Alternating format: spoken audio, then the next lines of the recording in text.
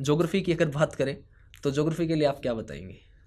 Geography के लिए मैंने जो सोर्सेज रेफ़र किए थे वो थी NCERTs and nothing else. 11th और 12th क्लास की NCERTs word by word, line by line मैंने याद की थी, उसको रट लिया था, उसको आप जो भी कह सकते हैं। बहुत ही अच्छी बुक है। कभी कभी आपको स्टार्टिंग के 2-3 बार में तो वो समझ भी नहीं आएगी, वो थोड़ी सी ब्रीफली रिटन बुक है, मुझे ऐसा लगता है।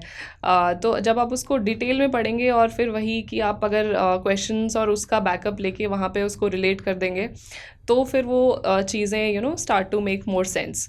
तो जियोग्राफी के लिए I referred only this. NCERT. And also geography के लिए जो बहुत ही ज़्यादा इंपॉर्टेंट चीज़ काम आती है वो है मैप्स, एटलस। वो चीज़ आप हमेशा अपने पास रखिए। आप हमेशा जो भी पढ़ रहे हैं आप उसको देखते रहिए, तो उससे आपके माइंड में एक मैप क्रिएट होता रहेगा। आपको स्पेसिफिकली मैप पे जाने की वो इतनी जरूरत ज़्यादा नहीं। ज़रूरत नहीं पड़ेगी। कुछ रिवर्स पढ़ रहे हैं आप, माउंटेन्स पढ़ रहे हैं आप, जियोग्राफिक नेशनल पार्क्स पढ़ रहे हैं, बायोलॉजिकल पार्क्स पढ़ रहे हैं, तो ये सब चीज़ें आप अपने मैप में तुरंत देखते रहिए कि ये वाली साइट कहाँ है। तो वो जब बाद में जैसे मैच द फॉलोइंग क्वेश्चंस बहुत आते हैं इसमें कि ये पार्क एमपी में है, ये जो है ये सिक्किम में है, ये है यहाँ पे, तो वो चीज़ आपके माइंड में कहीं ना कहीं मेमोरी वो क्रिएट हो जाती है कि हाँ। ये पार्क मैंने यहाँ पढ़ा था। बाद में फिर जब आप वो 50 याद करने बैठेंगे तो वो चीज़ इतनी ज़्यादा ह्यूमनली पॉसिबल नहीं हो पाती, क्योंकि ज्योग्राफी में भी फैक्चुअल मुझे लगता है सबसे ज़्यादा होता है जो लोड होता है।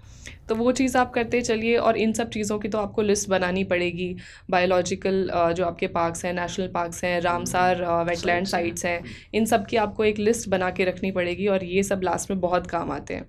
मुझे याद है कि एचसीएस के पेपर में 3-4 क्वेश्चंस ऐसे थे कि बिल्कुल मैच द फॉलोइंग थे, और वो उसमें आप 2 भी मैच कर लेते हैं वो पूरा आपका आंसर आ सटीक रहा बैठ था। जाता है। तो आपको लेकिन वो 2 आने बहुत ज़रूरी जरूरी हैं। है। इनफैक्ट हम देखते हैं कि साउथ इंडिया में जो हमारे होते हैं वो बड़े कई बार बच्चों के लिए कंफ्यूजिंग हो जाते हैं। वेटलैंड्स हो गए या हिल्स हो फिर गई। नेशनल पार्क्स हो गए और ये सारे हो गए। तो ये सब चीज़ें आप इसको बार बार टच करते रहिए। आप हर हफ्ते देख लीजिए उनको। आप अपना एक रूम में आप उसका एक पेज बना के रख सकते हैं, फ़ोन में आप अपने रख सकते हैं, इसका आप स्क्रीनशॉट लगा सकते हैं। तो ये सब चीज़ें बहुत ज़रूरी हैं, इसको टच करते रहना।